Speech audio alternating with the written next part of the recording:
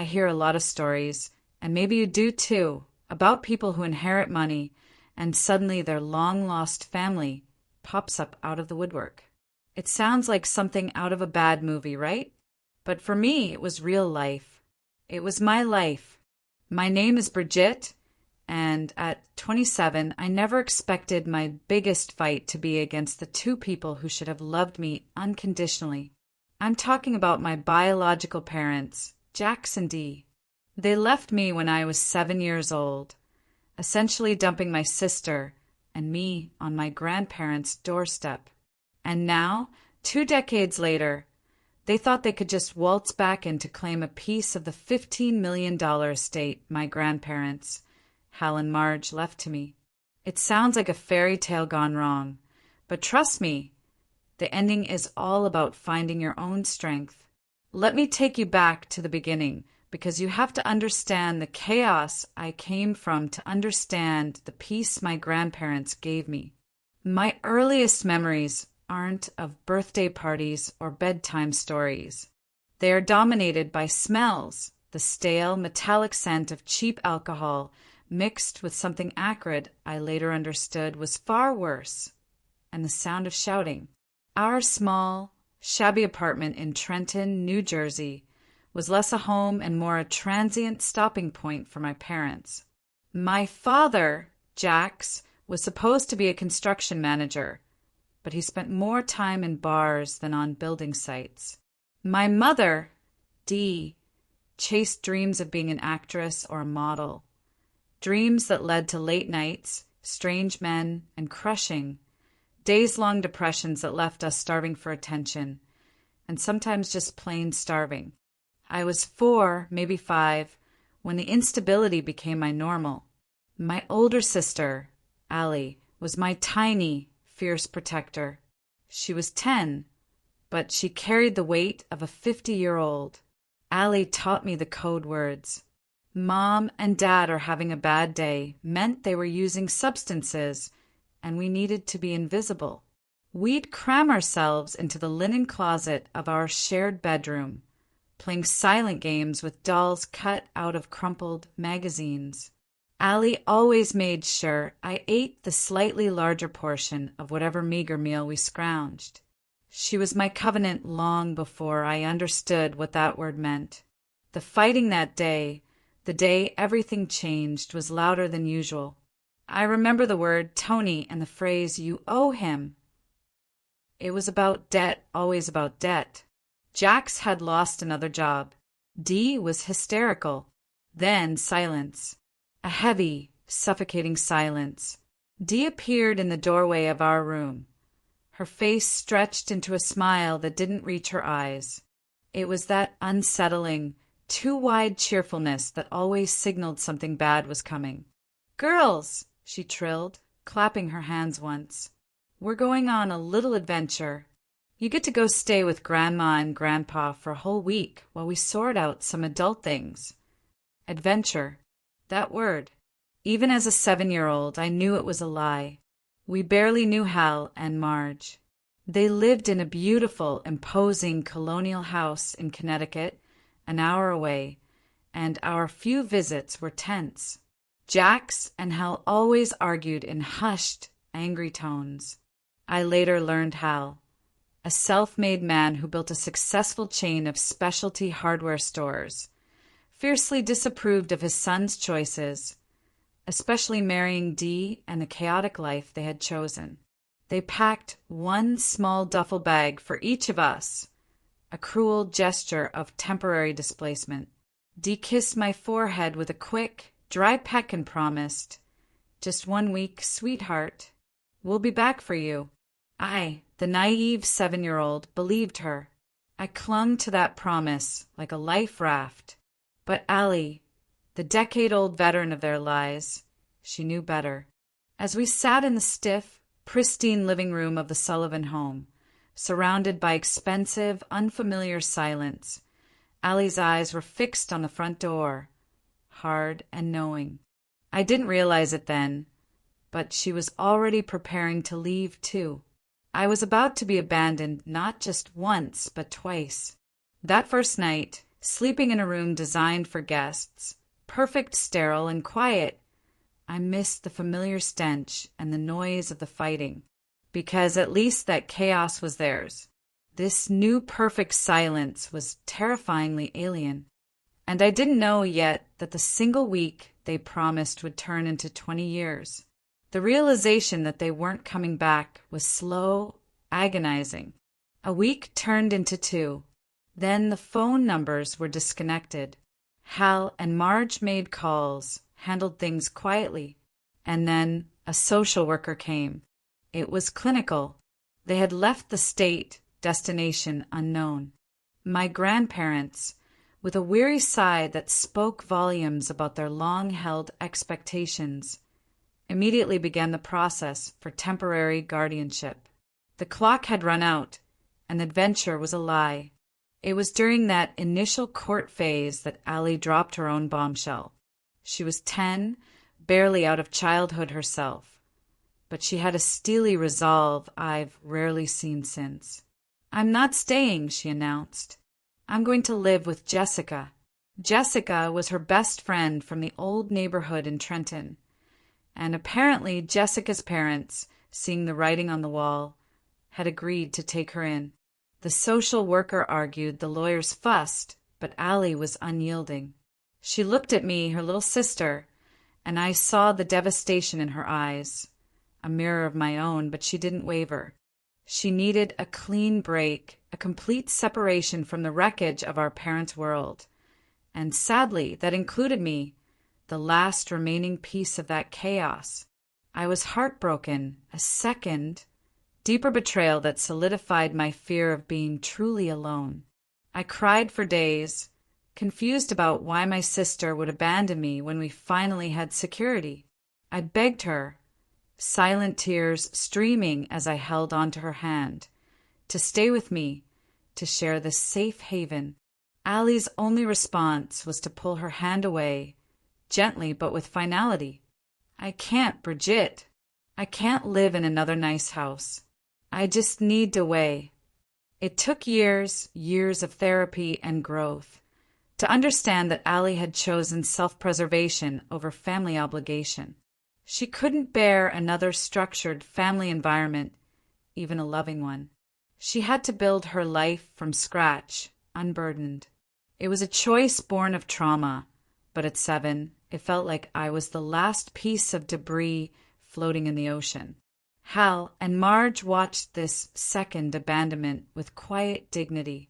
They had done everything they could to persuade Allie, even offering to convert the carriage house into her own private apartment, but she refused. They never spoke ill of Jax or Dee, or even Allie in front of me. They simply focused all their energy on me. They went through the months of court proceedings, the interviews, the paperwork, and eventually became my legal guardians. My father's serious debts, his legal troubles. I only heard fragments of these things, but the calls and postcards from Jax and Dee kept coming sporadically for years. They were always vague, always promising, "We'll be back for you once we're settled." The calls became less frequent, the promises more hollow, fading into background noise. They were intrusions, not connections. Meanwhile, Hal and Marge built the foundation of my life. Their house, that beautiful, formidable colonial in Fairfield County, Connecticut, stopped feeling alien and started feeling like a sanctuary. Marge, elegant and warm, taught me how to coax life out of the stubborn New England soil in her prized rose garden, and how to measure ingredients with precision when baking her famous Sunday roast. She didn't just teach me how to bake. She taught me patience and consistency, 2 things that had been utterly absent from my life before. Hal, tall and serious, with the quiet confidence of a self-made man, helped me with my geometry homework and took me fishing on Sunday mornings on the Housatonic River. He didn't just teach me math. He taught me logic and strategy. They attended every single school event, every recital, every debate meet, every elementary school play. They cheered my achievements, and crucially, they never tried to replace Jax and Dee. They simply filled the void with something far more precious. Unconditional love coupled with consistent, unwavering boundaries. They taught me that security wasn't about things. It was about stability. They were wealthy, yes, with an estate built on decades of savvy business and quiet investment, but they lived modestly. Hal, who sold his successful regional hardware chain years before I came along, often said, "Wealth that's displayed is wealth diminished, Brigitte. It's a tool for security and helping others, not for show." That philosophy was woven into the fabric of our lives. Every birthday, every holiday, the majority of the money went into a well-explained education fund. Hal taught me about compound interest when I was barely old enough to understand multiplication. The lesson was clear. Plan for the future, because sometimes the people who should protect you simply don't. That was a lesson I learned early, and it was a lesson that would save me later. My bond with Hal and Marge was my reality. It was my true lineage. They became my covenant family, the cornerstone of my entire world. This safety, this love, was the counter-narrative to my traumatic beginning, a deliberate act of rewriting my destiny with kindness. The house on Sycamore Lane wasn't just a house, it was a sanctuary. It was a classic New England colonial, the kind with wide porches and a sprawling, perfectly manicured rose garden that Marge tended with military precision. She found beauty in everything, from the single perfect bloom to the perfectly laid table for dinner. She taught me about grace, the kind that lets you forgive small failings and appreciate small perfections. I remember her showing me how to handle a delicate porcelain cup and, simultaneously, how to stand firm when setting a boundary. She was elegance tempered by strength. Hal, meanwhile, spent his evenings in his stately study, surrounded by rows of leather-bound books and, ironically, the quiet, meticulous paperwork from his business days. He had sold his chain of specialty hardware stores, Sullivan Solutions, to a national corporation for a handsome some years before I arrived. So the $15 million estate was the result of acumen and decades of smart, cautious investment, not flashy speculation. They were wealthy, but they were not frivolous. That was the core lesson. Money was the means, not the end. Hal's famous quote, "Money is freedom, Brigitte, not to buy things, but to make choices based on what's right, not what's necessary," was my mantra. This philosophy permeated every aspect of my upbringing. I worked summer jobs at the local library and an ice cream parlor, not because I needed the paychecks, but because Hal insisted everyone should know the satisfaction of earning their own way. He wanted me to value the work, not just the result. Without the turbulence of my early years, my natural intelligence finally had room to breathe. School became my passion, my refuge. I joined the debate team, playing the violin in the orchestra, and maintained straight A's effortlessly. Hal and Marge were constants. Their proud faces in the front row of every competition, every recital, every elementary school play. They cheered my achievements, and, crucially, they never tried to replace Jax and Dee. They simply filled the void with something far more precious. Unconditional love coupled with consistent, unwavering boundaries. The few times Jax and Dee reached out, a cheap Christmas card sent from a different state every time, a generic birthday message, they felt like ghosts. They held no emotional weight. The calls and postcards became less frequent, then stopped altogether for long stretches. They were intrusions, brief, discordant notes in the symphony of stability Hal and Marge had composed for me. I remember Allie contacting me occasionally, but she had carved out her own life across the country, determined to distance herself from our shared past. I respected her choice, even as I missed her. We were both survivors, but we chose different paths to healing. Mine was built on the rock-solid foundation of the Sullivans. Hers was built on independence and distance. My teenage years felt safe, a comfortable routine in that beautiful Connecticut colonial. But that security, that deep sense of being protected, came with a caveat, a shadow that held quiet caution cast over me. I learned to be vigilant. I learned that you couldn't rely on blood. You could only rely on character. Hal would often say, "Discernment is your greatest asset, Brigitte.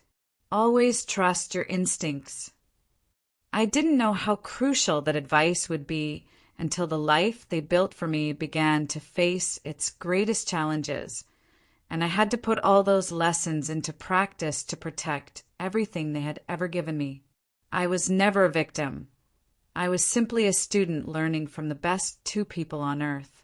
And I was about to graduate, ready to test the strength of the foundation they had poured for me. The single-minded focus on education that Hal and Marge encouraged wasn't just about grades. It was about ensuring I had an escape route, an internal resource that no external chaos could ever touch.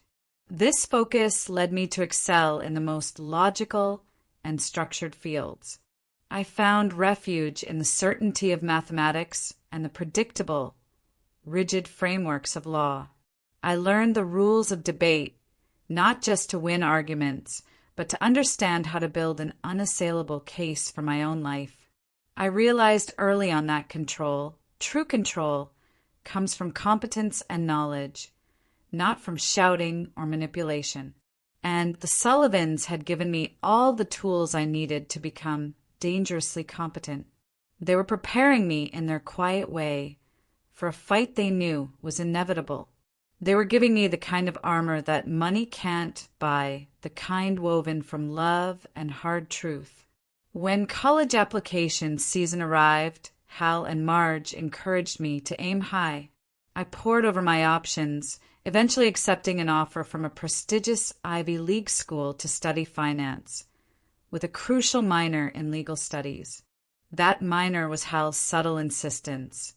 He wanted me to understand the rules of the game, not just the numbers. He would often quiz me on case law regarding probate and property rights, treating it like a mental exercise. But the underlying intention was clear. Be informed, be prepared. The night the acceptance letter arrived, Marge made my favorite lasagna, and Hal opened a dusty bottle of French champagne he'd been saving for moments that truly matter. He poured me a small glass, despite my being underage, and raised his to Marge. "To her," he said, his voice thick with pride, "and to the woman she's becoming." It was a moment of pure, unadulterated joy, a high watermark of happiness and certainty. College was intoxicating. I thrived in the world of investment banking clubs and competitive internships. My analytical mind, honed by years of listening to Hal discuss market trends over breakfast, impressed my professors. I was often told I had an unusual maturity, a practical edge. They didn't know I wasn't just studying finance. I was studying survival and security. I was learning how to keep the peace that Hal and Marge had so lovingly constructed for me. I devoured texts on portfolio management, knowing that every dollar protected meant another layer of security around the life I cherished. But the world has a way of reminding you that even the most carefully constructed lives are fragile. The first shadow fell during my sophomore year. Marge, always a whirlwind of energy despite being in her early 70s, started showing unusual fatigue. After a battery of tests at the Mayo Clinic, the diagnosis came like a punch to the gut, an aggressive, advanced form of cancer. The prognosis was poor. It felt impossibly cruel, a sudden, sharp, discordant note in the beautiful symphony of my life. I immediately wanted to drop out. I wanted to take a semester off, to be there, to cook, to clean, to help out care for her. to repay the debt of love I felt I owed them. But both of them refused vehemently. "Absolutely not, Bridget," Marge insisted during a tearful video call from her sunroom. "Your education is non-negotiable. It is the one thing no one, absolutely no one, can ever take from you. I need to know you are building your future while I'm fighting this battle." Her resolve was fierce. The strength I knew so well now focused entirely on me, not her illness. Hal, though his own pain was evident, backed her up with quiet authority. "Finish strong, kid. That is the greatest tribute you can give her. We'll manage here."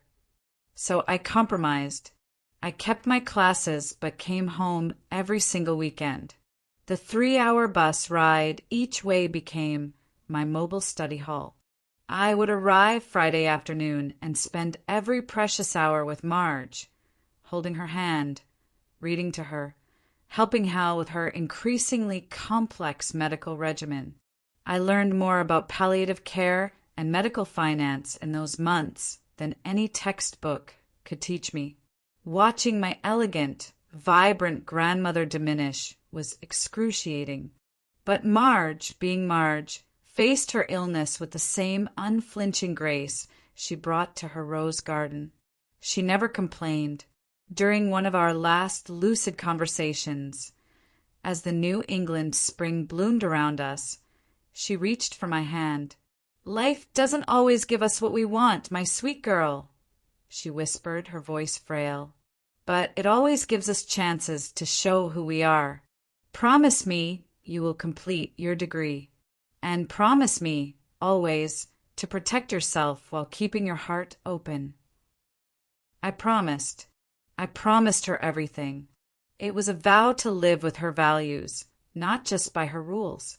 Marge passed away during the spring semester of my senior year. Hal, who had been married to her for 49 years, seemed to age a decade overnight.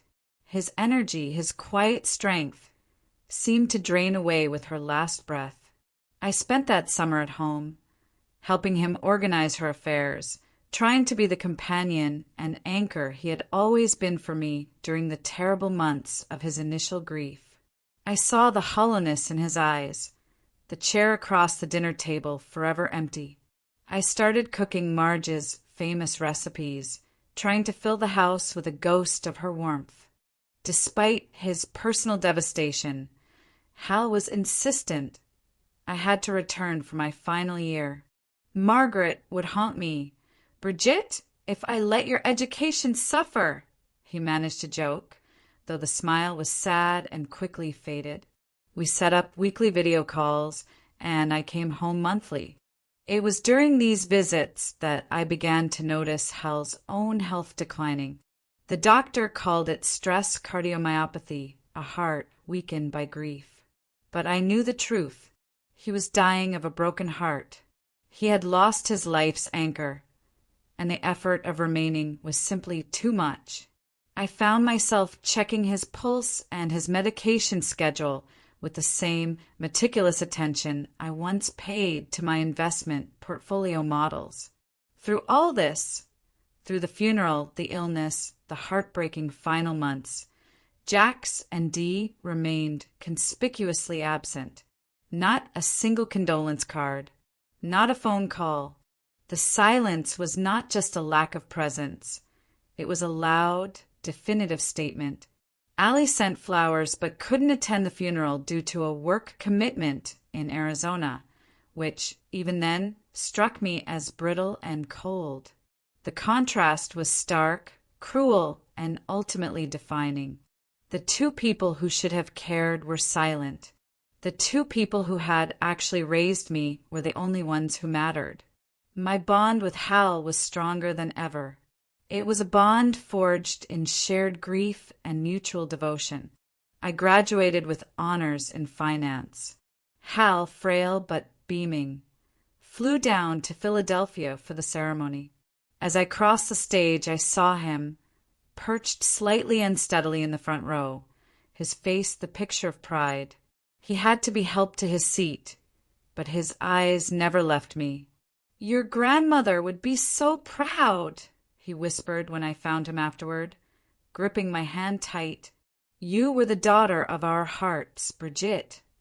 That single phrase, spoken in the presence of my peers and professors, felt like a better validation than any degree or job offer. It was the moment I realized my identity was wholly tied to the Sullivans, not the tumultuous history of the people who conceived me.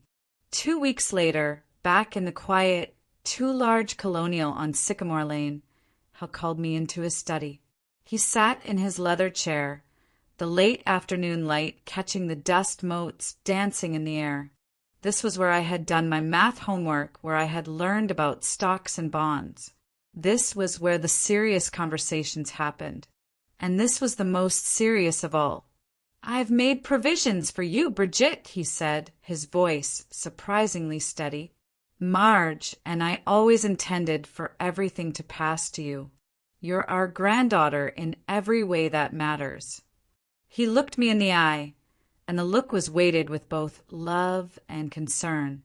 Then he shared the piece of information that chilled me to the bone, a moment I'll never forget. "Your father, Jax," he said, the name tasting like ash on his tongue, "has contacted me twice in the past month, asking for money, significant amounts. When I refused, he made veiled references to his rights as my son. I want you to be prepared. When I'm gone, they may come back, looking for what they believe is theirs." I wanted to dismiss it as an old man's worry, exaggerated by his grief. I couldn't imagine Jax and Dee suddenly reappearing after nearly 2 decades of silence.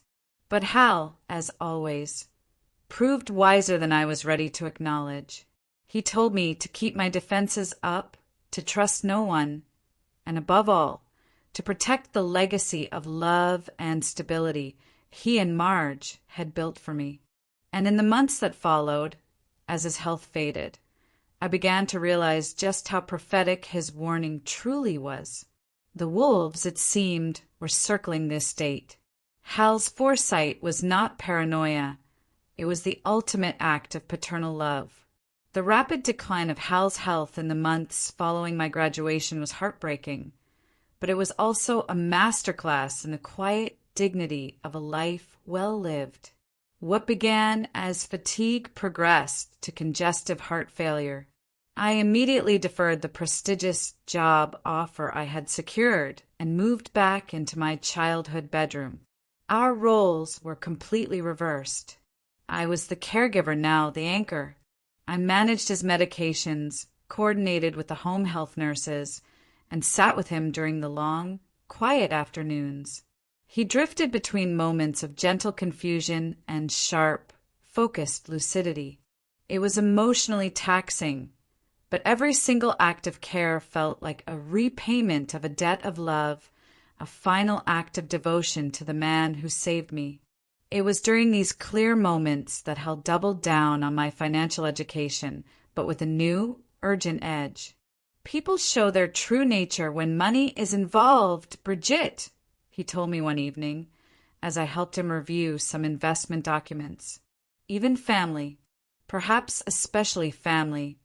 His concern was almost palpable. He insisted on introducing me to his longtime attorney, Patrick Sullivan, no relation, but a friend and trusted colleague, and began including me in all discussions about the estate. Hal's meticulous nature was showing itself right to the end. He was securing my future with legal certainty. I learned the true scope of their wealth then. Beyond the colonial house, the investment accounts, and Marge's beautiful jewelry, Hal and Marge had amassed a considerable portfolio. The total estate approached $15 million. "Your grandmother and I built this for you," Hal said, seeing the shock on my face. $15 million. "We always knew you would use it wisely." He then made me review the final version of his will, which explicitly stated that Jax, his only son, was excluded due to a 20-year history of estrangement and financial irresponsibility. He wanted me to be fully aware, fully armed with knowledge when the time came. One rainy Tuesday, 6 months after my graduation, the inevitable happened. I found Hal unresponsive during his afternoon nap. He had passed peacefully in his sleep, joining Marge just a year and a quarter after she was gone. The peace of it was a small mercy, a final answer to the grief that had consumed him since Marge's death. I called the paramedics, but I knew the hole Marge had left was simply too big to mend. The funeral was small and dignified. Allie attended this time, standing awkwardly in a black suit, but her presence was more noticeable for its tension than any genuine sorrow.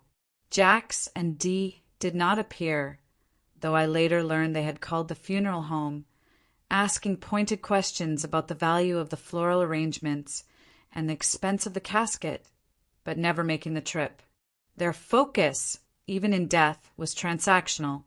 The reading of the will took place a week later in Patrick Sullivan's wood-paneled office.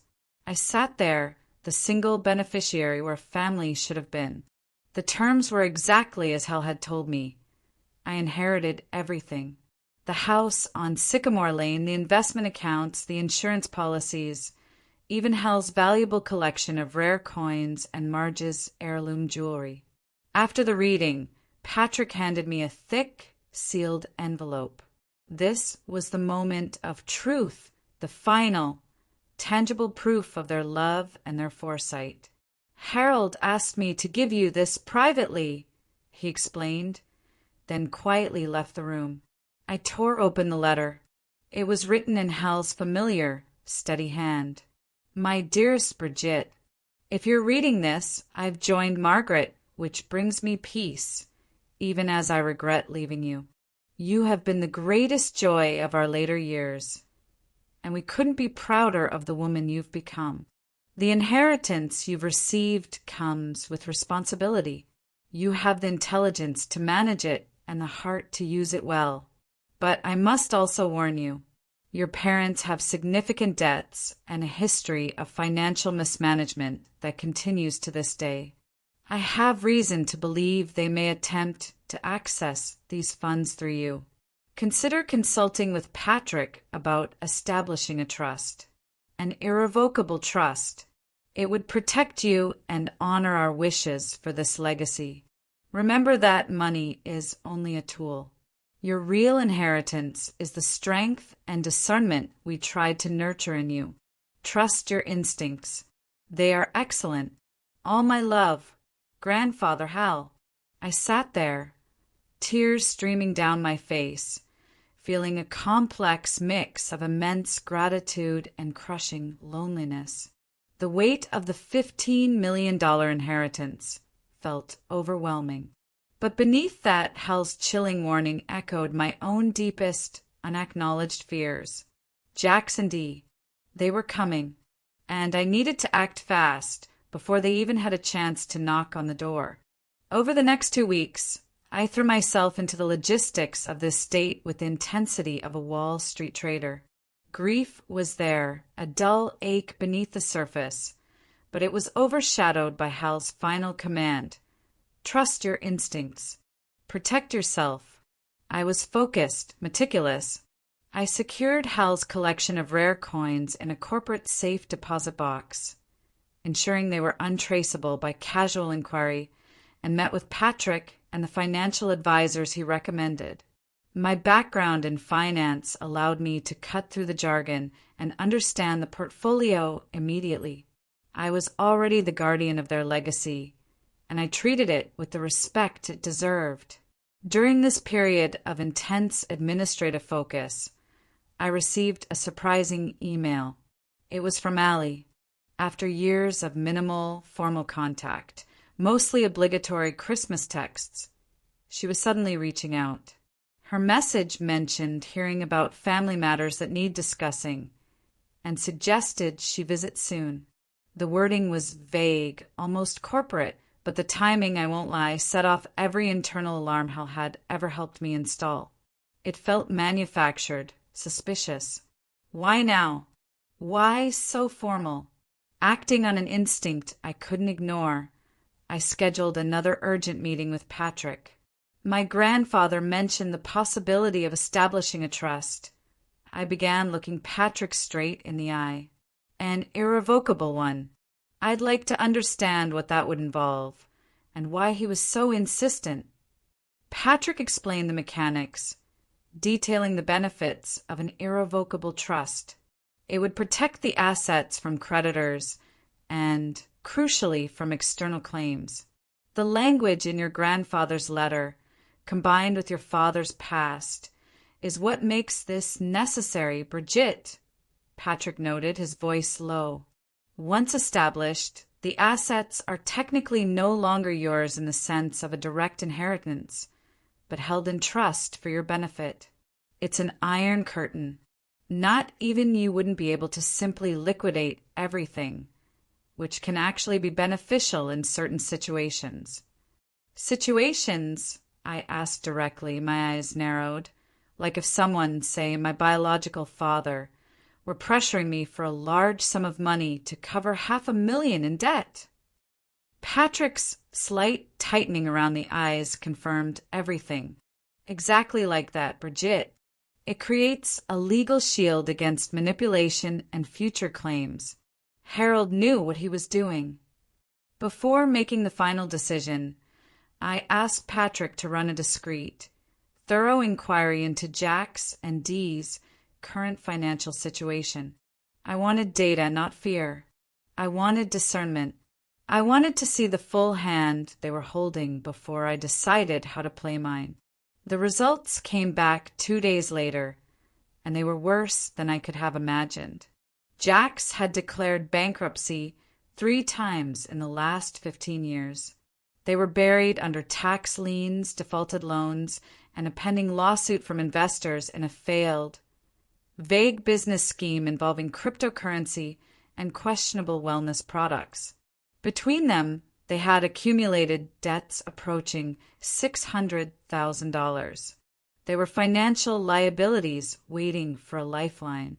This information, coupled with the sudden, simultaneous interest from both Jax and Allie, made the path crystal clear. Hal hadn't been paranoid, he had been prophetic. The wolves were at the door, and they weren't interested in reconciliation. They were interested in my inheritance. I established the irrevocable trust immediately, structuring it to provide me with a reasonable income stream while ensuring the principal, the $15 million, was utterly protected from potential claims. I moved with lightning speed, using all the legal and financial knowledge Hal and Marge had invested in me. The process took just over a week to complete. And then, 3 days after the legal ink was dry on the trust paperwork, the prophecy was fulfilled. The phone rang. It was an unknown number with a Florida area code. Brigitte, it's your dad. Jax, your mom and I are in town in Stamford. We thought it was time we all reconnected, as a family, to catch up. Just like that. 20 years of silence, and now they were back. Their timing was suspicious beyond measure, but thanks to Hal's wisdom, it couldn't have been more fortunate. The legal shield was already in place. The $15 million was safe. The game was on. I accepted their dinner invitation calmly. I wanted to see the performance in person. I needed to let them show their full, ugly hand. The doorbell rang at precisely 6 p.m. on Friday evening, exactly as Jax had proposed over the phone. I took a deep, centering breath, straightened the jacket of my tailored suit, the one Hal had insisted I buy for my first job interview, and walked across the pristine wood floor of the foyer. I opened the door, not to a father and mother, but to 2 very carefully constructed characters. They were a study in expensive desperation.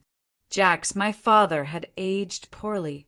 He was only in his late 50s, but his once handsome face was puffy and etched with the distinctive, telltale broken capillaries across his cheeks. He attempted a casual, rugged stance, but his cheap suit was slightly too tight, slightly too shiny. He looked like a man trying to play a role he hadn't rehearsed for 2 decades. Dee, my mother, was a different story. She had fought time and gravity with noticeable effort. Her blonde hair was a bright, improbable shade, her slim figure showcased in an aggressively patterned cocktail dress that felt wildly out of place in our quiet colonial home. She smelled of overpowering gardenia perfume and mint gum, a calculated, frantic attempt to mask a host of other smells. And standing slightly behind them, her expression harder to read than her parents' transparently eager faces, was Allie, my sister, 30 years old now, professionally dressed, but with a tension around her eyes that spoke of deep, calculated self-interest. Unrecognizable from the protective 10-year-old who once held my hand. "Bridget, my darling!" Dee shrieked, stepping forward for an embrace that felt like a cheap theatrical maneuver. She wrapped me in a hug that was all sharp angles and performative emotion. "Look at you, all grown up and so beautiful. You look so much like me." Jax hung back, attempting the casual nickname he'd never once used in my childhood. "Hey, kiddo," he grunted, his eyes already assessing the value of the entryway art, the pristine antique rug, and the crystal chandelier. Allie simply offered a tight, almost professional nod, a co-conspirator rather than a sister. I invited them in, leading them not to the casual sunroom, but to the formal dining room, where I had deliberately set the table with Marge's good china, the pieces reserved for holidays and important guests. It felt essential, somehow, to have Marge's unspoken presence fortify me through this surreal reunion. "What a lovely home!"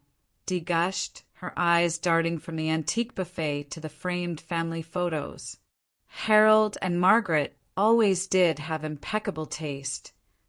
"Thank you," I replied simply, my tone flat. They made it a wonderful place to grow up. The flicker of discomfort that crossed Jax's face at the pointed reminder of their absence was quickly masked with a forced, jovial laugh. "Well, we're just glad to finally be here. Water under the bridge, right? Family is family." It was the most dishonest phrase I had ever heard. Dinner was an exercise in careful navigation. I provided bare minimum, factual answers to their superficial questions about my life, my job, my degree, my neighborhood.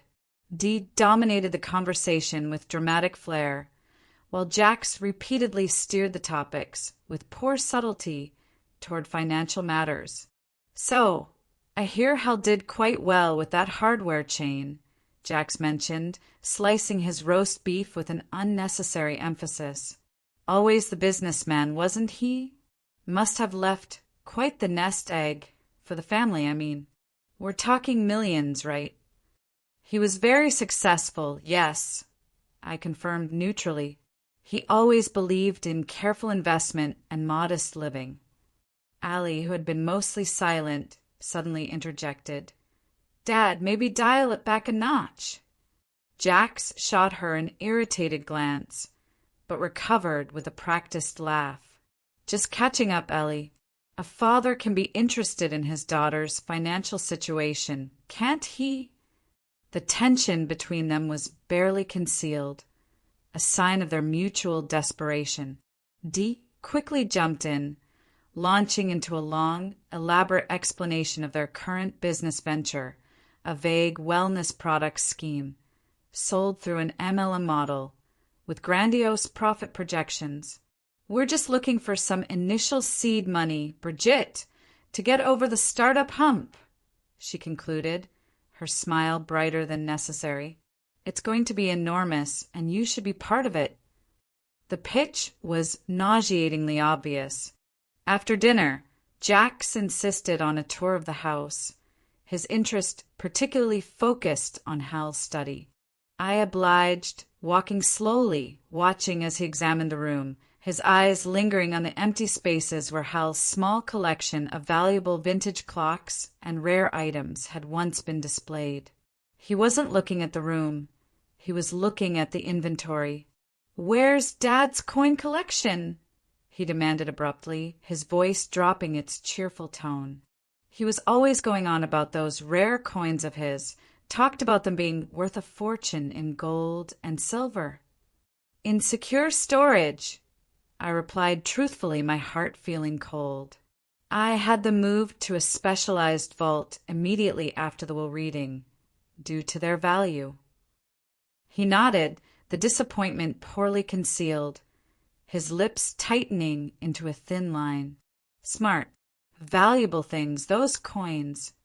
He looked around the study again, a quick, assessing gaze that missed nothing.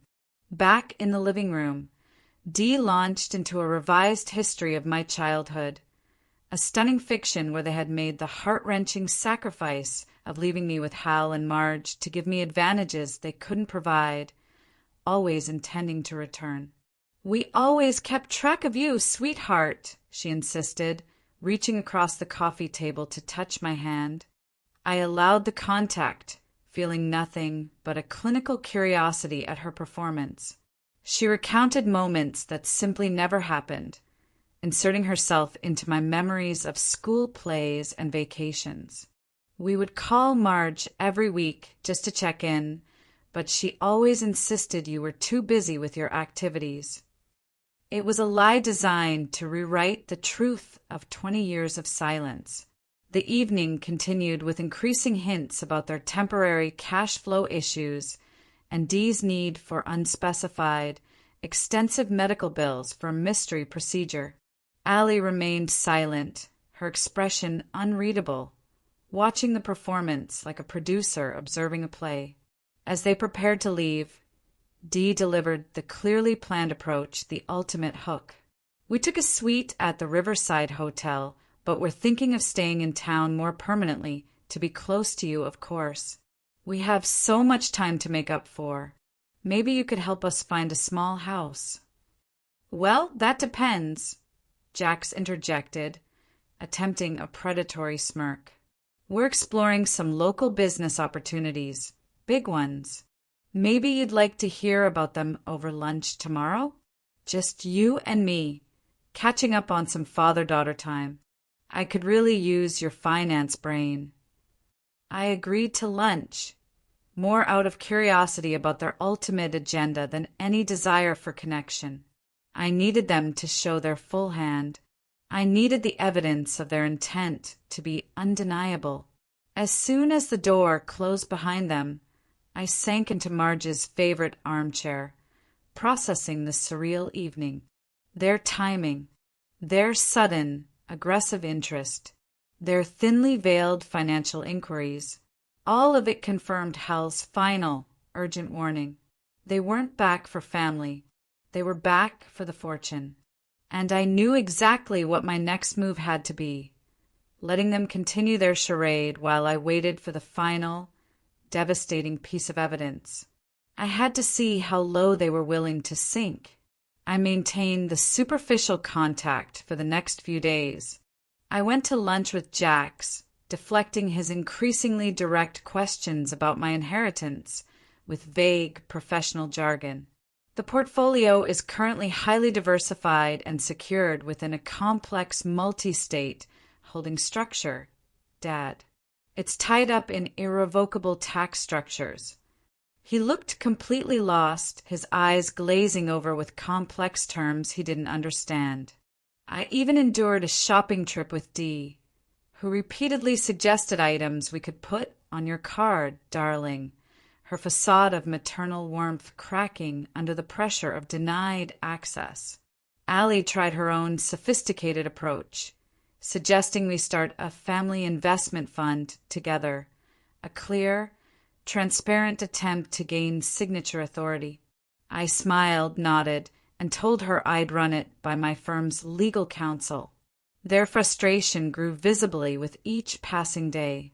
The initial cheerful masks began to slip, revealing the desperate, unstable people I remembered from childhood. The end was near. The situation reached a devastating breaking point on a Thursday afternoon. I returned home early from a meeting, taking a client call in the car before pulling into the driveway. The house was supposed to be empty, but as I entered the foyer, I heard muffled, furtive sounds coming from the back of the house. I walked quietly toward Hal's study. The door was ajar. I found them there, Jax and Dee. They had shed all pretense of the concerned parents. Jax, his face glistening with sweat and desperation, was using a letter opener to pry at the lock of Hal's bottom desk drawer, the one where Hal kept his most confidential, paper-bound files. Dee was standing over the main desk, photographing loose documents with her phone, her eyes manic with focus. They were rifling through the deepest, most private corners of my grandfather's life. They froze when they saw me in the doorway. Jax dropped the letter opener. It hit the mahogany desktop with a sharp, echoing clack. The shock, the guilt, the momentary panic were naked on their faces. Dee, always the performer, recovered first, her smile trembling, a desperate attempt at her false maternal warmth. Brigitte, sweetheart, we were just looking for that family photo album you mentioned. The one with your childhood pictures. We miss you so much. Her voice was a terrified, high-pitched squeak. The family album was in the living room bookcase, exactly where I had shown them on their first visit. In that single moment, every lingering childhood fantasy, every yearning for a family connection, vanished. These people were not family returning to reconnect. They were common criminals, predators, targeting what they believed was an easy mark, the desperate, abandoned daughter. They had dramatically underestimated what Hal and Marge had given me. Not just material wealth, but an inner fortitude, a cold, hard discernment, and the courage to protect myself. That's not what you're looking for, I said, my voice shockingly calm, an icy control I didn't know I possessed. I stepped into the room. I walked to the desk, not taking my eyes off them, and gently closed the drawer they had been searching. Let's stop pretending. Why are you really here? The transformation of Dee's face was remarkable.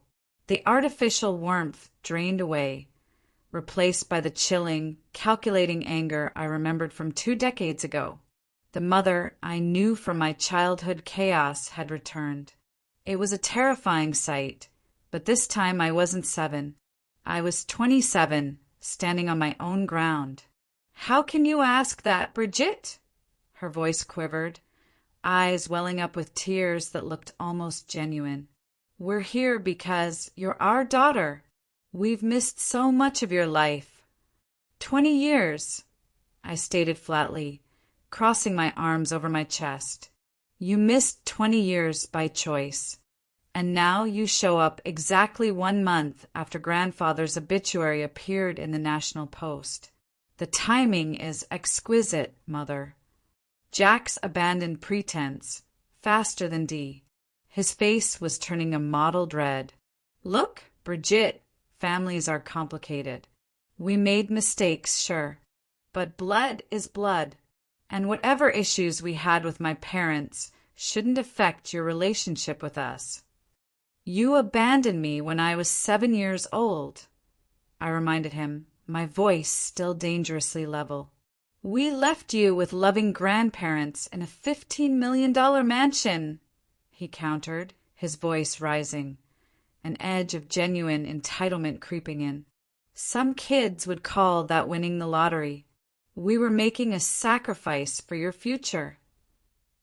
Allie appeared in the doorway, drawn by the rising conflict, her face a mask of anxiety. What's happening? I caught them searching grandfather's desk, I explained, still focused on Jax and Dee. Apparently, they're looking for the financial documents that explain why they weren't included in the will. Ali attempted a final, desperate act of reconciliation. Brigitte, I'm sure they were just curious. This is all a big adjustment for everyone. Stop it, Ali, I said, turning my gaze to her. It was the hardest part. The investigator found your name on the lawsuits, too. I know you're working with them. The truth bomb hung in the air, paralyzing her. She was caught, her complicated layers of deceit stripped away by a simple fact. She was a collaborator in a predatory scheme. My heart ached for the 10-year-old protector, but the woman standing before me was a stranger. Her expression hardened instantly. The mask of the concerned sister shattered. You hired an investigator to spy on your own family. My own family raised me, I replied, allowing a hint of the deep, cold contempt I felt to enter my voice. They taught me to recognize when I'm being conned.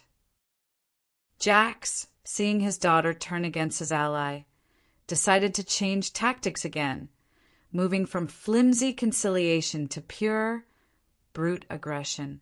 He took a step toward me, his shadow falling over me. Listen here, he growled, using his height and bulk to loom over me, an old intimidation trick I instinctively recoiled from. Whatever Harold left, a portion of it should rightfully come to me. I was his son. The son who never visited him during his final illness. I shot back, unflinching. The son who didn't attend his wife's funeral? The son who abandoned his own daughter on his doorstep? The son who called only to ask for money every single time for 20 years? Legal obligation works both ways, he shouted, ignoring my accusations. Parents have obligations to their children, but adult children have obligations to aging parents, too. That's the law. That's not actually how inheritance law works in Connecticut, Dad. I corrected him, drawing on my legal studies minor. And even if it were, you terminated any moral claim when you disappeared from my life 2 decades ago. Dee's cold anger returned in full force, wiping away the tears. We're not leaving without what's ours. Harold's estate is worth millions. You can't possibly need all of it. $500,000 would settle our debts. Be reasonable. It's not about need, I said, planting my feet firmly.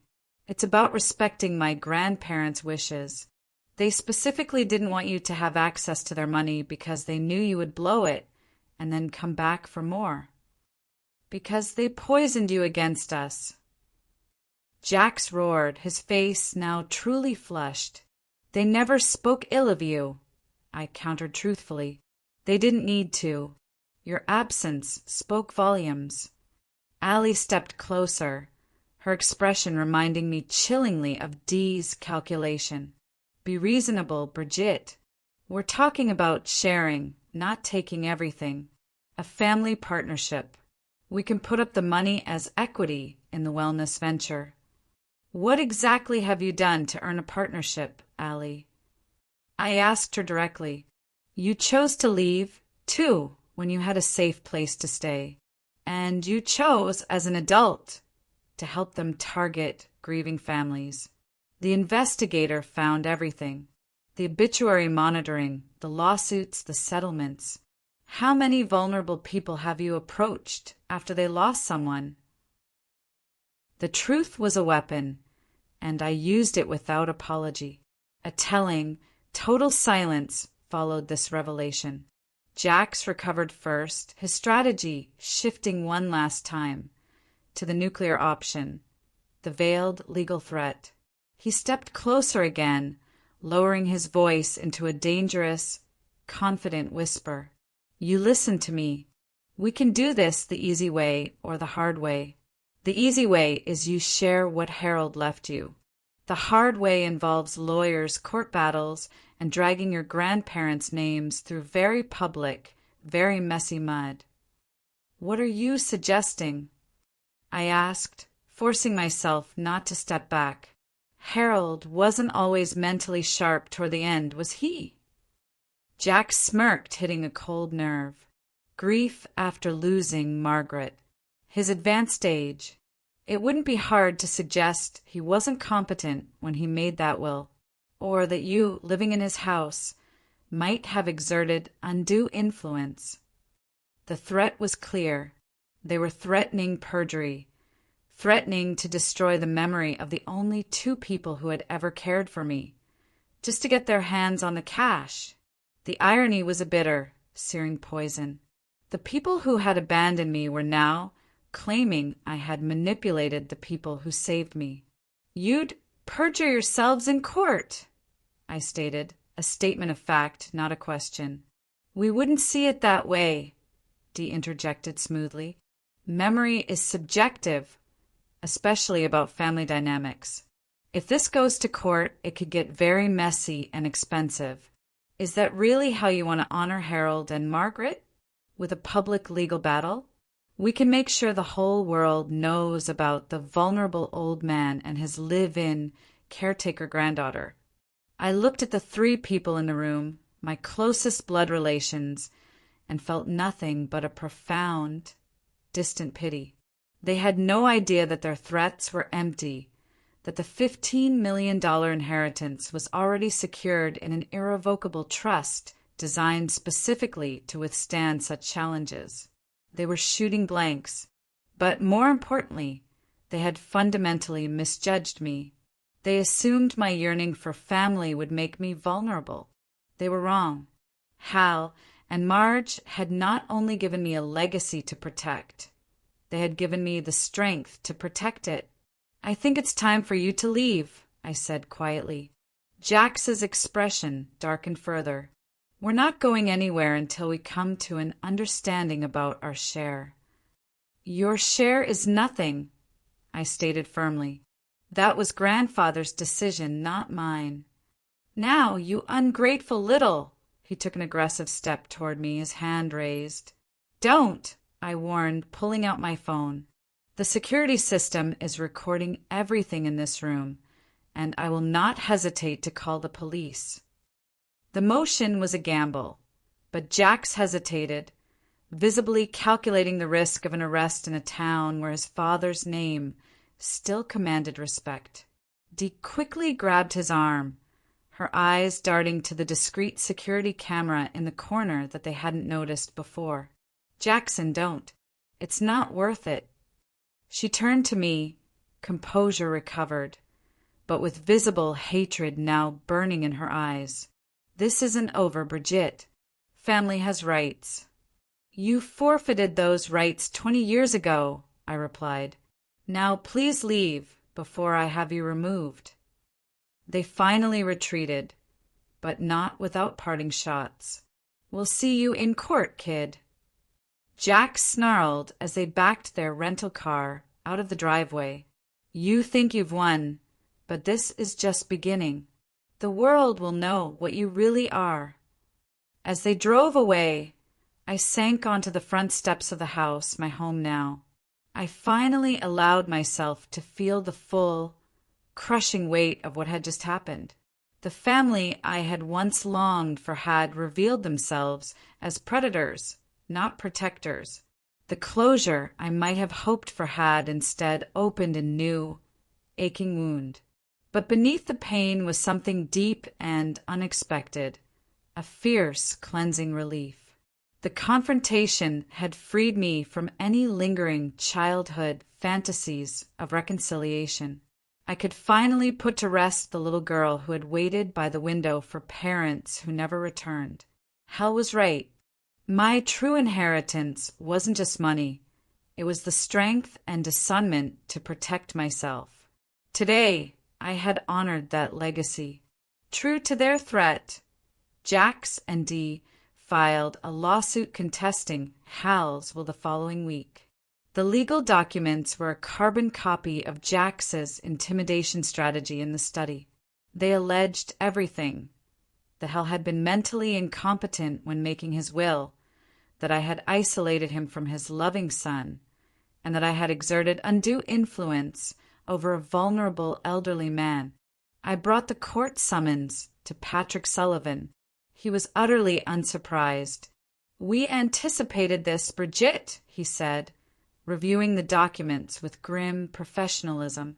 "The trust structure will make their case extremely difficult, but we should prepare for an unpleasant, messy, and very public process." He assembled a legal team specializing in estate litigation. The initial consultation was sobering. "They're asking for 50% of the estate," the lead attorney, Ms. Chen, explained. "Their filing includes dozens of spurious claims, but the core argument is that your grandfather was not of sound mind when he excluded his only child." "He was absolutely lucid," I affirmed, my voice ringing with certainty. "We discussed his estate planning decisions explicitly. He signed the final revisions only a month before he passed." "We'll need to prove that," Ms. Chin cautioned. "Medical records, witness testimony, documentation of his decision-making capacity. Meanwhile, they'll try to paint you as a manipulative influence who isolated him from his family." The irony was almost too much to bear. The very people who abandoned me were now claiming I was the manipulator.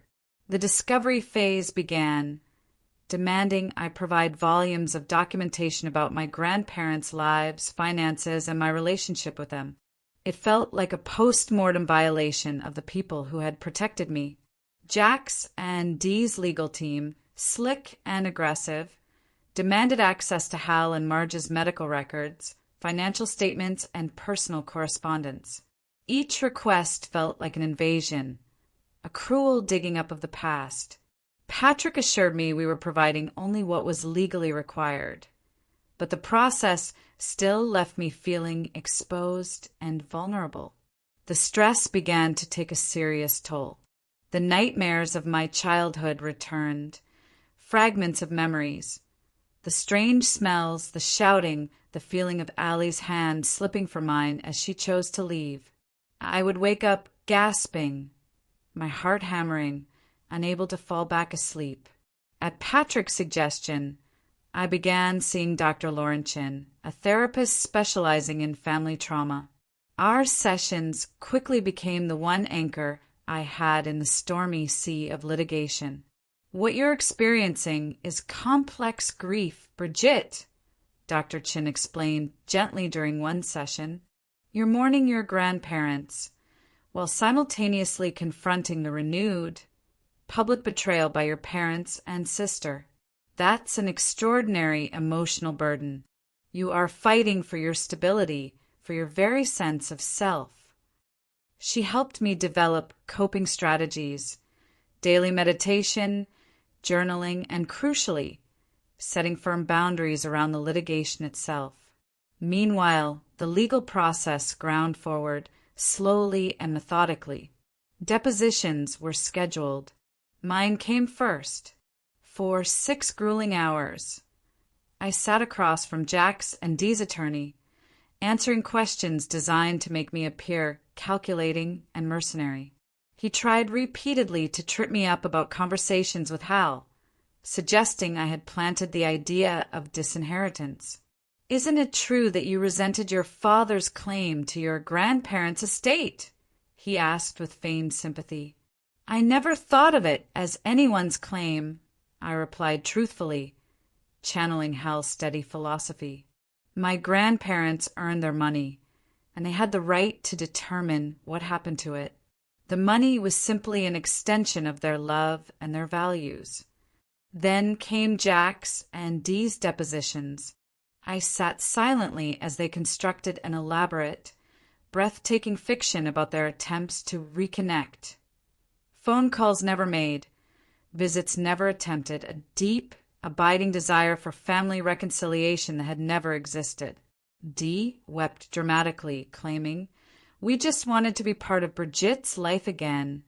But Harold and Margaret turned her against us, and now she's continuing their campaign to exclude us. Allie's testimony was perhaps the most painful to hear. She described our childhood in terms I barely recognized, casting herself as a victim forced to leave by my grandparents' supposed preference for me. They always favored Brigitte, she claimed under oath. They made it clear there wasn't room for both of us. Her deliberate revision of our history stung deeply, but it also showed me the extent of her commitment to the lie. Then the case took an unexpected, dramatic turn, the plot twist that would save everything. Our legal team, while sorting through boxes of old business files, discovered a series of private, leather-bound journals in Hal's safe that I hadn't known existed.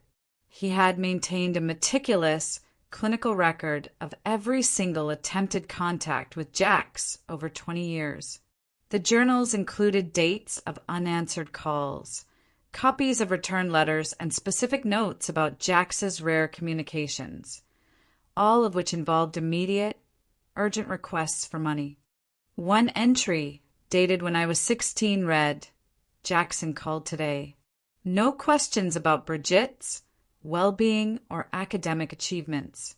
Requested $15,000 for a business opportunity. When refused, suggested I owed him for taking his daughter, as if Brigitte were property to be bartered, rather than the child he abandoned. I fear for her should she ever fall under his influence again." These journals, written in Hal's calm, irrefutable handwriting, became the central pillar of our case. They provided contemporaneous, clinical documentation of Jax's chronic absence and his unwavering financial motivation. When combined with the private investigators' findings about their pattern of targeting wealthy estates, they painted a damning picture of cold opportunism rather than parental concern. Hal's foresight, his meticulous record-keeping, even in his grief, was protecting me from beyond the grave.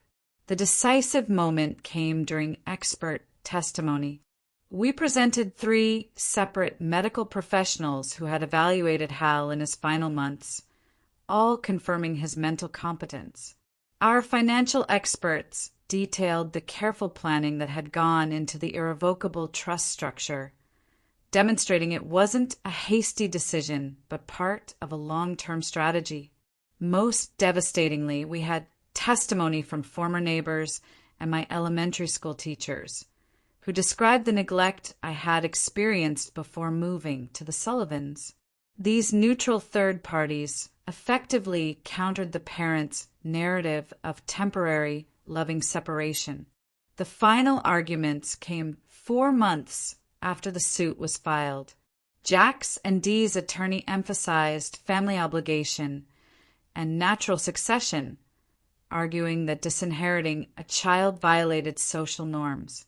Our attorney, Ms. Chin, focused relentlessly on Hal's clear intentions, documented mental competence, and the parents' documented pattern of financial predation, using the journals as undeniable proof. The judge's ruling came 2 weeks later. She dismissed Jax and Dee's claims entirely, upholding Hal's will and the subsequent irrevocable trust arrangements as the valid, competent expression of his wishes.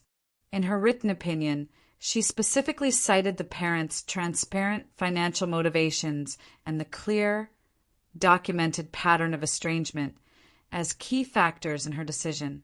It was a complete, final victory for Hal and Marge's legacy. The day the ruling came down, I stood on the courthouse steps in downtown Hartford, Connecticut, shielded by Patrick and Ms. Chin, feeling a surge of adrenaline followed by profound emptiness. The legal battle was won, but the emotional exhaustion was bone deep. As we were preparing to leave, Jax approached me one last time. His earlier bluster and aggression had completely vanished, replaced by a desperate, hollow pleading. Dee and Allie stood a short distance behind him, defeated and brittle. "Brigitte, please," he said, his voice low and urgent, devoid of any of his usual bravado. "We're still your parents. We made mistakes, I know, but everyone deserves a second chance, right? Just help us get back on our feet.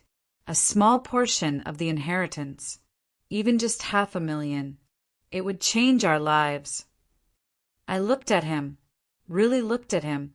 I saw the man who had contributed to my existence, but nothing to my character or happiness. The years of substance abuse and poor choices had hollowed him out. I felt the last, tiny weight of guilt lift from my shoulders. There was no connection, no love, no obligation left. I have no obligation to finance the lives of people who chose not to be part of mine, I said quietly, firmly. The words felt like a closing door. The court agreed. This is finished. I turned to walk away. That's when Dee called out, her voice sharp with final, desperate anger. Blood is thicker than water, Bridget. You can't deny your own blood. I stopped, but I didn't turn back. I took a deep breath, and I remembered Marge. I remembered one evening in her rose garden when she told me the full saying. "Mother," I said, my voice carrying clearly across the stone steps. The full saying is, "The blood of the covenant is thicker than the water of the womb." I paused, letting the silence hang heavy. It means the family you choose is stronger than the family you're born into. Hal and Marge chose me. I chose them back. That covenant is my true inheritance. And then I walked away. The legal victory marked the turning point in my healing process. With the threat of losing my grandparents' legacy resolved, I could focus on honoring it properly. I continued my therapy with Dr. Chin, working through the complex, layered emotions the court case had stirred up. Healing isn't linear, Bridget, Dr. Chin reminded me. Some days will be harder than others, but you're building resilience with each challenge. She helped me recognize that forgiveness didn't require reconciliation. It was about releasing the power anger had over me. I finally accepted the job offer I had deferred, starting my career as an investment analyst specializing in ethical, sustainable portfolios. I made new friends who knew me as Bridget, the sharp analyst, not Bridget, the contested heir. 1 year after Hal's passing, I finally felt ready to truly live in the house on Sycamore Lane. I replanted Marge's rose garden and converted Hal's study into a home office. And then came the true purpose. The $15 million estate had been the catalyst for the conflict, but its real value lay in what it represented. Hal and Marge's lifetime of work and their desire to provide security for the granddaughter they raised. Using the protected principle of the irrevocable trust, I established the Harold and Margaret Sullivan Memorial Foundation for Kinship Care. This was the ultimate act of honor. I wasn't just hoarding the wealth, I was deploying it. I established a scholarship fund providing full tuition and support services for children raised by grandparents or other relatives due to parental absence. Children just like me. My grandparents believed education was the most powerful tool for transforming lives. I spoke at the inaugural event, standing on the steps of a local community college. They transformed my life, I told the small gathering of press and community members, not just through financial support, but through the values they instilled and the love they provided when others wouldn't. This foundation turns our pain into purpose. The scholarship was just the beginning. I expanded the foundation to include a mentoring program for teens in kinship care situations. I would occasionally speak to these groups, sharing my story in age-appropriate ways. Family isn't just about biology, I would tell them. It's about who shows up, who stays, and who makes you feel safe and valued. 2 years after the court case, I received a letter from Allie. Unlike Jack's and Dee's communications, hers seemed genuinely reflective. She apologized for her lies under oath and expressed regret for her role. "I've spent years blaming everyone else for my choices," she wrote. "I'm trying to take responsibility now." I appreciated her honesty, but remained cautious. Trust, once broken so thoroughly, could not be quickly rebuilt. I responded briefly, acknowledging her letter, but making no promises about future contact. I wished her peace, but I knew my peace depended on my boundary. I focused on building a life that balanced honoring my grandparents' legacy with establishing my own identity. I met Thomas, a kind architectural historian, and slowly, carefully, I allowed genuine connection back into my life. He saw the caution in me, but he saw the capacity for love too. "Your experiences made you careful about trust," Thomas observed, "but they didn't make you cold." That's remarkable. That remark helped me see the final, most valuable part of my inheritance. Hal and Marge had raised me to be discerning, but not disconnected. They had given me the courage to believe in genuine connection despite the profound abandonment I had suffered. As I approach my 30th birthday, I recognize that my story is a continuing narrative. The abandoned 7-year-old, the beloved granddaughter, the contested heir, the foundation director. These are all chapters. But what remains constant are the values Hal and Marge instilled: integrity, compassion, discernment, and the courage to protect what matters. The irrevocable trust that protected the $15 million estate has become a symbol of something deeper: the boundary between allowing people into your heart and allowing them to exploit your vulnerability. So here's my question for you today. Has someone in your life stepped up when others stepped away? I'd love to hear about the people who became your true family, your covenant family. Leave a comment below and share your story. Thank you for listening to my journey. And remember, your worth isn't determined by those who left, but by the courage it takes to remain true to yourself despite that leaving, and by the purpose you choose to build with the love you received.